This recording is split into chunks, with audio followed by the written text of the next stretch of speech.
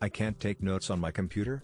Fine, I'll use a typewriter. So, some backstory. I have a Spanish teacher that absolutely doesn't allow us students to take notes on our computers because we will use them to play games. She has told us we need to take notes on paper, but didn't say with a pen. So I decided to do something I have wanted to do for a long time. You see, I collect typewriters, so I decided to simply use one of those. So a few weeks ago I walked into class and pulled out this beast of a machine, Lectra 860. The teacher was shocked and annoyed, but when I told her we were allowed to take notes on paper, she actually let me use it. So I suppose it had a happy ending for everyone other than mine and my classmates' eardrums. And lucky me, after bringing it to class a total of 7 times and taking very loud notes, we are now allowed to take notes on computers.